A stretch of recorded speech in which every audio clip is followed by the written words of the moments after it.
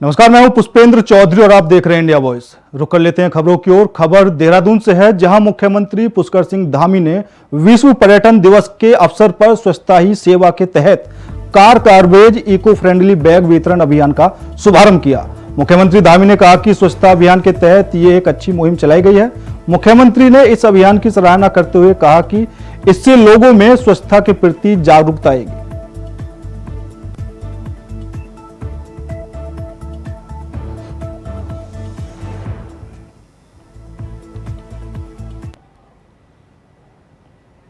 खबर देहरादून से है, जहां उत्तराखंड में बीजेपी सदस्यता अभियान को पर्व की तरह मना रही है। उत्तराखंड में पहले चरण के सदस्यता अभियान की बीजेपी ने अलग अलग चरण में समीक्षा की। पहले चरण में मोर्चा के पदाधिकारी और मंडल के संयोजकों को आमंत्रित किया गया था। दूसरे चरण में विधायकों और जिलों के प्रभारी को बुलाया गया और तीसरे चरण में पदाधिकारी के साथ समीक्षा की गई है। बीजेपी प्रदेश अध्यक्ष महेंद्र भट्ट ने कहा कि प्रदेश में ऑनलाइन और ऑफलाइन दोनों माध्यमों से सदस्यता अभियान को चलाने का काम किया जा रहा है। पहले चरण में 13,14,000 सदस्य बनाए गए थे। आपको बता दें कि सदस्यता अभियान की समीक्षा के दौरान सीएम धामी भी मौजूद रहे। सदस्यता अभियान का प्रथम चरण की आज समीक्षा बैठक थी और मुझे बताते खुशी है कि हमारे यहाँ ऑनलाइन सदस्यता 12,05,000 हो चुकी है। ऑफलाइन जहाँ मोबाइल फोन नहीं थे, ऐसे अभी प्रथम चरण में 1,09,000 की सदस्यता हुई। लगभग 13,14,000 हमारी सदस्यता अभी तक की उत्तराखंड में हो चुकी है। 3 बूथ ऐसे हैं जहां भाजपा को जितने वोट पड़े थे, लोकसभा विधान में जो ज्यादा वोट थे, वो उतने सदस्य बूथ हमारे बन गए। उन्होंने ऋषिकेश का बूथ क्रमांक 85, मेरा स्वयं का बूथ बदेना विधानसभा बूथ क्रमांक से 75 और विकास नगर का बूथ क्रमांक 8। ये ऐसे 3 बूथ हैं जहां अभी आज की सभा में आया है कि यहाँ पर भाजपा को जितना मत मिला था, उतने सदस्य उनसे ज्यादा, 1-2 सदस्य ज्यादा हमारे सदस्य बने हैं। अब क्योंकि सदस्यता अभियान का दूसरा चरण हमारा प्रारंभ हो रहा है, 29 को मन की बात है। हमने जो लक्ष्य रखा है कि प्रत्येक बूथ पर हर कार्यकर्ता 100 सदस्य बनाएगा, तो अनेकों कार्यकर्ता बूथ पर गए। हमारे सभी बूथों पर 29 तारीख को भी सदस्यता का काम पूरा होगा और ऐसे कार्यकर्ता जो बूथ स्तर पर सदस्य गए हैं, उनके 100 के सदस्यता उस स्थिति में हो जाए, इसके लिए हमारा प्रयास रहेगा। देहरादून में बदहाल सड़कों की स्थिति को लेकर कांग्रेस के नेता आए दिन प्रदर्शन करते हुए नजर आ रहे हैं। राजधानी दून की बदहाल सड़कों को दुरुस्त करने के लिए सीएम पुष्कर सिंह धामी ने भी गड्ढा मुक्त सड़क बनाने के निर्देश प्रशासन को दिए हैं, जिसके बाद अब जिला प्रशासन, लोक निर्माण विभाग और नगर निगम इस दिशा में काम करने लगा है। वहीं इसे लेकर कांग्रेस के प्रदेश अध्यक्ष करण मेहरा सरकार को घेरते हुए नजर आए और उन्होंने कहा कि जब कांग्रेस के नेताओं ने सोशल मीडिया पर इस मुहिम को चलाना शुरू किया, तब सरकार जागती हुई नजर आई और मुख्यमंत्री को निर्देश देने पड़े। यह स्थिति तब है जब राजधानी दून को स्मार्ट सिटी के तहत विकसित किया जाना है और हजारों करोड़ का बजट यहां पर आ चुका है। लेकिन अगर यहीं पर सड़कों की बदहाल स्थिति है, तो फिर ग्रामीण सड़कों का अंदाजा लगाया जा सकता है।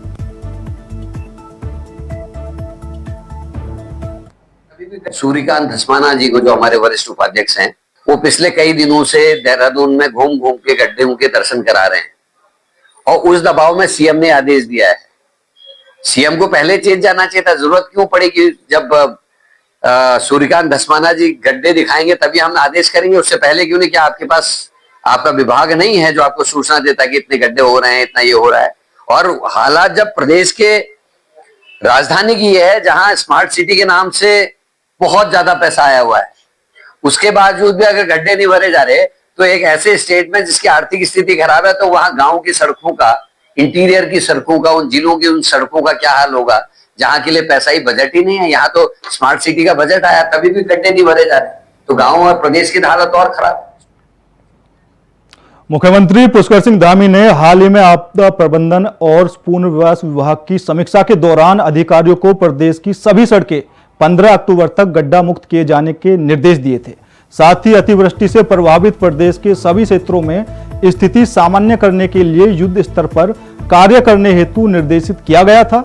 वहीं ज्यादा जानकारी देते हुए देहरादून जिलाधिकारी सविन बंसल ने कहा कि संबंधित विभाग खराब हुई सड़कों को लगातार चिन्हित करने का काम कर रहा है। ऐसे में प्रशासन द्वारा विभाग को जिस भी तरह की मदद की जरूरत होगी, प्रशासन उसमें पूरा सहयोग करेगा ताकि खराब हुई सड़कों को जल्द से जल्द गड्ढा मुक्त किया जा सके। डिपार्टमेंट्स ने ऑलरेडी मैप किए हुए हैं ऐसे रोड्स और पैचेस। आज भी डिपार्टमेंट के जरिए और हमारे लोकल मजिस्ट्रेट से उनके जरिए संयुक्त एक रिकॉग्नाइजेंस भी किया गया है। सो इसमें डिपार्टमेंट को जो भी सपोर्ट होगा वो एडमिनिस्ट्रेशन द्वारा प्रदत्त किया जाएगा। खबर हरिद्वार से है, जहां डीएम कमेंद्र सिंह ने आज मेला हॉस्पिटल का औचक निरीक्षण किया। इस दौरान उन्होंने मेला हॉस्पिटल के वार्डों के साथ साथ ऑपरेशन थिएटर का भी जायजा लिया। बता दें कि निरीक्षण के बाद डीएम कमेंद्र सिंह मेला हॉस्पिटल की व्यवस्थाओं से संतुष्ट नजर आए।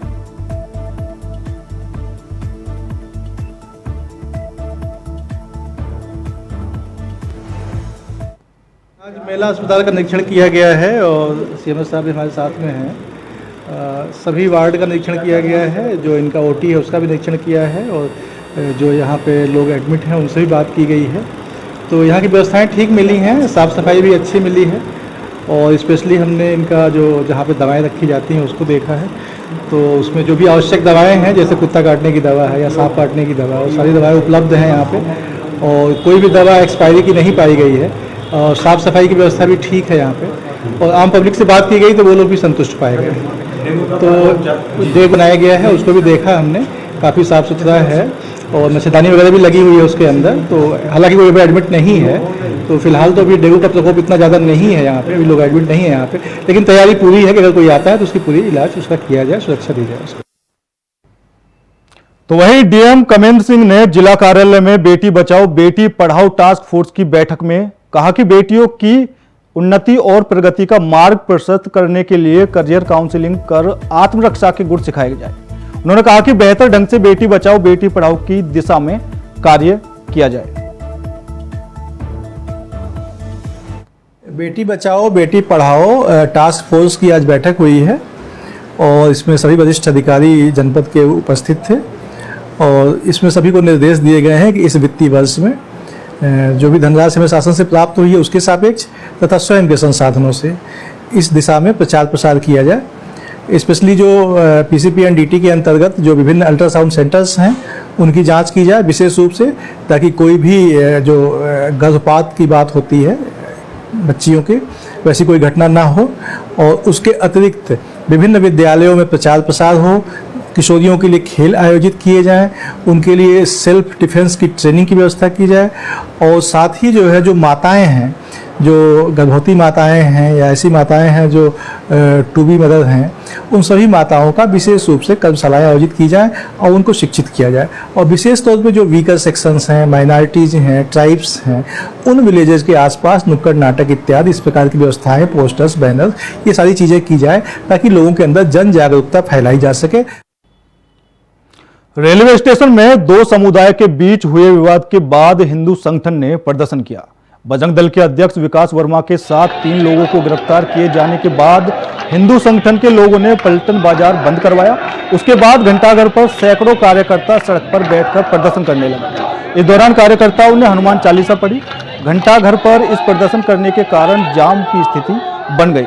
मामले की गंभीरता को देखते हुए पुलिस ने कुछ घंटों के बाद बजरंग दल के अध्यक्ष विकास वर्मा को रिहा कर दिया, जिसके बाद मामला शांत हुआ।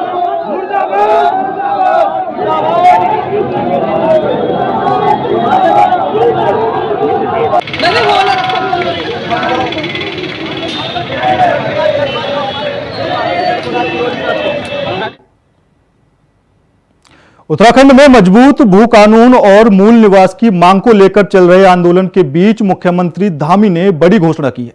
मुख्यमंत्री ने कहा कि अगले बजट सत्र तक उनकी सरकार और मजबूत भू कानून लेकर आएगी। सीएम धामी ने कहा कि सरकार राज्य में जमीनों की खरीद फरोख्त और लैंड का मिसयूज रोकने के लिए सख्त कदम उठाने जा रही है। उत्तराखंड के मूल स्वरूप को बचाने के लिए पुष्कर सिंह धामी ने नए कानून का ऐलान कर दिया। उत्तराखंड में बाहरी राज्यों के लोगों का जमीन खरीदना अब आसान नहीं होगा।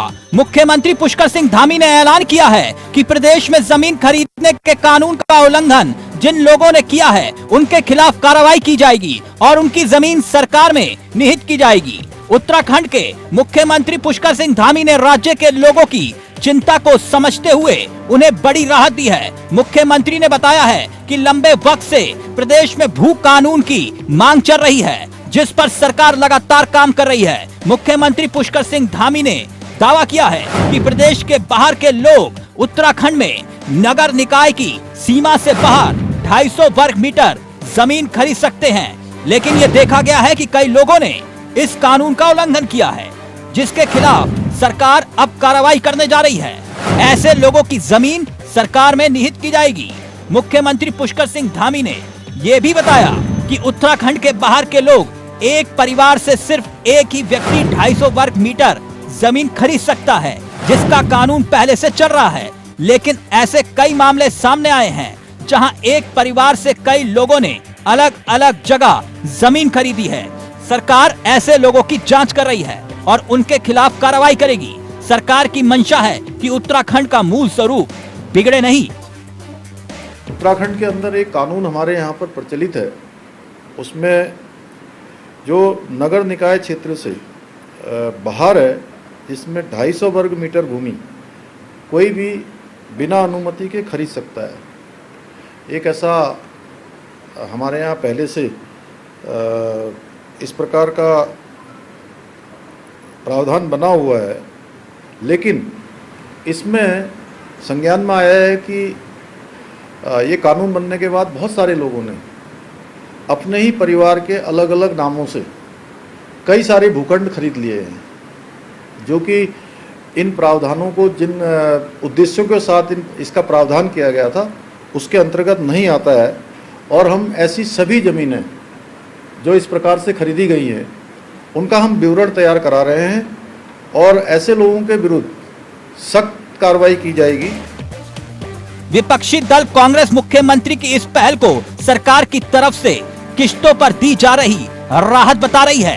कांग्रेस का तर्क है कि राज्य में बीजेपी सरकार को अगर राहत देनी है तो पूर्व मुख्यमंत्री त्रिवेंद्र सिंह रावत के शासनकाल में हुए शासनादेश को बदलना होगा, और अगर सरकार को राज्य के लोगों की जमीनों को बचाना ही है तो फिर हिमाचल से भी सख्त भू कानून लागू उत्तराखंड में करना चाहिए।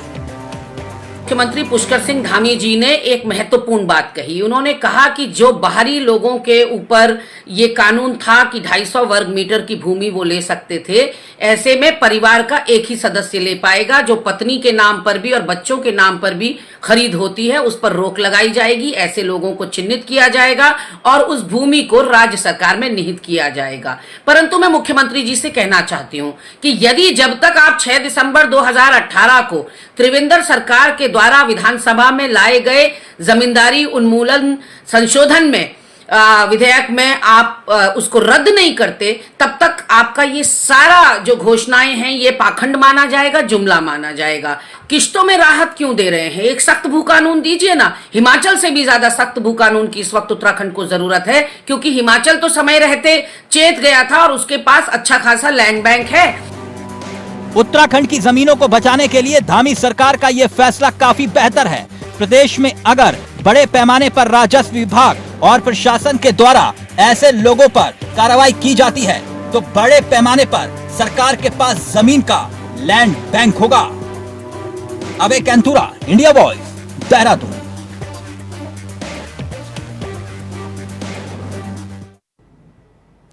फिलहाल रुकते हैं छोटे से ब्रेक के लिए। ब्रेक के बाद खबरों का सिलसिला लगातार जारी है। ब्रेक के बाद एक बार फिर आप सभी का स्वागत है। रुक करते हैं खबरों की ओर। तो खबर रानीखेत से है, जहां केंद्रीय विद्यालय में एक भारत श्रेष्ठ भारत कला उत्सव का उद्घाटन किया गया। सेना के adm commandant colonel Brajesh Singh Salian ने बतौर मुख्य अतिथि शिरकत की। इनके साथ ही स्कूल के प्रिंसिपल राकेश कुमार मौजूद रहे। कुमाऊं मंडल के 9 केंद्रीय विद्यालयों के 160 छात्राओं ने कार्यक्रम में हिस्सा लिया।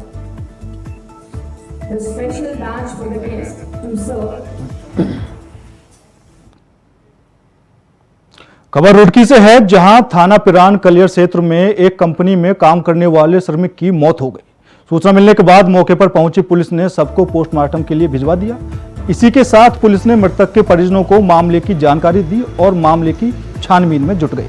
वही कंपनी में काम करने वाले अन्य श्रमिकों का आरोप है कि इस कंपनी में काम करने वाले किसी भी श्रमिक को अगर चोट लगती है तो उसे अपनी जेब से पैसे खर्च पर इलाज कराना पड़ता है। इसी के साथ उनका आरोप है कि इतना बड़ा हादसा होने के बाद उस जगह से कैमरे भी हटा दिए गए हैं और घटना की जगह से ब्लड भी साफ कर दिया गया है। उन्होंने सीधा आरोप कंपनी के सुपरवाइजर और अन्य लोगों पर लगाए हैं। वहीं उन्होंने कंपनी द्वारा मृतक के परिजनों को मुआवजा देने की भी बात कही है। सर मैं वहीं पे काम कर रहा था उस सत्यम के साथ में, तो मैं 1 मिनट के लिए बस उसके दौर से गया था और इतने में मैंने वापसी में आके देखा उसने मेरा नाम लिया, पुकारा मुझे कि दीपक मुझे बचा ले और निकाल ले। मैं उसके पास पहुंचा तो वो फंसा हुआ था उसमें। सर उसके बाद निकालने के बाद वो थोड़ी देर उसने सांस ली, उसके बाद उसको बीचे लग गई। जैसे कि बाहर तक लाए वो बोल नहीं रहा था, कुछ बोल नहीं पा रहा था, ख़त्म हो गया था, ऐसा ही लग रहा था मुझे तो। बस फिर उसके बाद HR आए, HR ने कहा कि गाड़ी में डालो, हॉस्पिटल लेके चल रहे हैं। दो तीन जगह दिखाया था, फिर उसके बाद यहाँ पे लिया है सरकारी हॉस्पिटल में। सर ये पूरा मामला ये है, पहली बात तो इस कंपनी में ये बात है, बीमार्क इंडिया लिमिटेड धनौरी, इसमें सबसे पहली बात तो है किसी अगर हेल्पर के या वर्कर के चोट लग जाती है तो वो अपने पास ही पैसा खर्च करता है। और वहाँ पे इसके साथ ऐसा हादसा हुआ, मेरे साल भर इस कंपनी में हो चुका है, मेरे साथ भी हुआ था। आज क्या हुआ है? आज ये हुआ है सर, इसके साथ हादसा हुआ रात ये मशीन में, और ये कैमरे भी थे वहाँ पे लगे हुए, कैमरा भी वहाँ पे कुछ नहीं है, मैं जाकर देख के आया था। और जी ना जी वहाँ जो ब्लड उलट था वो कुछ नहीं है, इसमें कंपनी का कुछ ना कुछ झोल है जो ये कैमरे पे हमने सभी सबूत इन्होंने मिटा चुके। सिडकुल थाना क्षेत्र में कर्मचारियों के 2 गुटों में झगड़ा हो गया, जिसमें 2 युवकों ने फायरिंग कर दी। जान बचाने के लिए कर्मचारी भागकर एक कंपनी में घुस गए। दोनों ने अंदर पहुंचकर भी फायरिंग की, जिसमें गोलियों के छर्रे लगने से फैक्ट्री के सुपरवाइजर सहित 5 लोग घायल हो गए। पुलिस ने मौके पर पहुंचकर घायलों को मेट्रो अस्पताल में भर्ती कराया है। घटना के बाद बाइक सवार फरार हो गए। आरोपियों की तलाश में पुलिस टीमें जुट गई हैं। SSP परमेंद्र सिंह डोवाल ने घटना की जानकारी लेते हुए आरोपियों को जल्द गिरफ्तार कर कार्रवाई करने के निर्देश दिए हैं। कल देर शाम सिडकुल क्षेत्र में एक फायरिंग की घटना हुई थी, जिसमें एक फैक्ट्री में फायरिंग के दौरान 6 लोगों जो है इंजर्ड हुए थे। उनको पुलिस ने तत्काल हॉस्पिटल में भिजवाया था। उसी के बाद से ही ये जो फरार जो अभियुक्त थे ये लगातार फरार चल रहे थे और पुलिस इनके लिए लगातार चेकिंग कर रही थी। इनके वेयरबॉट्स को चेक किया जा रहा था। आज सुबह भी जब चेकिंग बदस्तूर जारी चल रही थी तो हरिद्वार में चिन्मय डिग्री कॉलेज के पास में चेकिंग के दौरान ये आते हुए दिखाई दी और इनके द्वारा जब पुलिस से बचने का प्रयास किया गया और पुलिस ने इन्हें रोकने की कोशिश की गई तो इनके द्वारा फायरिंग की गई। दोनों इसमें 2 अभियुक्त जो हैं इनके द्वारा भागने का प्रयास किया गया। पुलिस ने जब इन्हें रोकने की कोशिश की तो इनके द्वारा फायरिंग में पुलिस के द्वारा मुठभेड़ में ये 2 लोग घायल हुए हैं। इनको तत्काल हॉस्पिटल में भिजवाया गया है जहाँ इनका उपचार चल रहा है। और जो कल का जो घटनाक्रम था उसमें आज 2 लोगों की अरेस्टिंग अभी की गई है। इसमें और भी अन्य जो अभियुक्त हैं उनकी भी अरेस्टिंग इसमें कर दी जाएगी। मैं इसमें ये भी आपसे ज़रूर कहना चाहूँगा, इस प्रकार के जो घटनाक्रम है जो सीधे तौर पर पुलिस को चुनौती देते हैं, इसमें किसी भी प्रकार की कोई भी इसमें लापरवाही नहीं बर्दाश्त की जाएगी। और मैंने समस्त अपने क्षेत्राधिकारी और समस्त थाना इंचार्जों को बताया है इसमें सख्त से सख्त कार्रवाई पुलिस के द्वारा की जाएगी। इसमें एक आयुष तोमर नाम का एक व्यक्ति है जिस पर पूर्व में भी अभियोग पंजीकृत किए गए हैं, जिसमें 307 के और अन्य अभियोग भी हैं। इनके और वेयरबॉट्स हम लोग पता कर रहे हैं जल्दी। इनके जो अभियोग के ऊपर और भी अगर अभियोग हैं तो इस पर पुलिस के द्वारा गैंगस्टर एक्ट की भी कार्रवाई। हरिद्वार पुलिस और 2 बदमाशों के बीच मुठभेड़ में 2 बदमाश गोली लगने से घायल हो गए, जिन्हें अस्पताल में भर्ती कराया गया है। जानकारी के मुताबिक सिडकुल थाना क्षेत्र की एक नामी फैक्ट्री के बाहर बदमाशों ने ताबड़तोड़ गोलियां चलाते हुए 5 लोगों को घायल कर दिया था, जिसके चलते पुलिस महकमे में हड़कंप मच गया था। वहीं सूचना मिलते ही पुलिस के आला अधिकारी भी मौके पर पहुंचे और घटना स्थल का जायजा लिया। वहीं पुलिस द्वारा चेकिंग के दौरान दोनों बदमाशों को पकड़ लिया गया है। दोनों बदमाशों को पकड़ने के चलते पुलिस और बदमाशों के बीच मुठभेड़ हुई।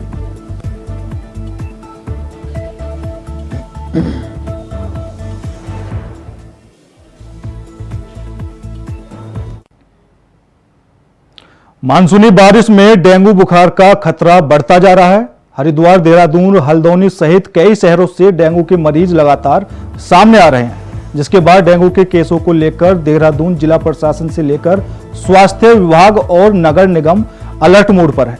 इसी क्रम में बुधवार को डेंगू रोकथाम अभियान के तहत स्वास्थ्य विभाग और नगर निगम की टीम ने संवेदनशील इलाकों में भ्रमण कर सोर्स रिडक्शन का कार्य किया। क्विक रिस्पांस टीम की दी गई सूचना के आधार पर नगर निगम की टीम ने बंजारावाला इलाके में कुल 20 लोगों के चालान किए गए। वहीं नगर निगम के मुख्य स्वास्थ्य अधिकारी अविनाश खन्ना के मुताबिक अब तक कुल 76 चालान काटे गए हैं, जिसमें लगभग 4 लाख से ज्यादा की चालान राशि प्राप्त की गई।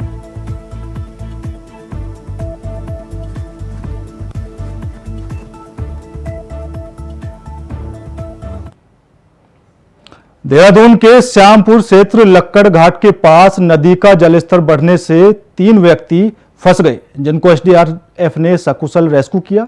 पुलिस चौकी श्यामपुर द्वारा एसडीआरएफ को सूचना दी गई कि श्यामपुर में नदी का जलस्तर बढ़ने के कारण 3 लोग नदी के बीच बने टापू पर फंस गए हैं। एसडीआरएफ रेस्क्यू टीम द्वारा मौके पर पहुंचकर रेस्क्यू अभियान चलाया गया और दोनों लोगों के साथ साथ 55 बकरियों को सुरक्षित किया गया।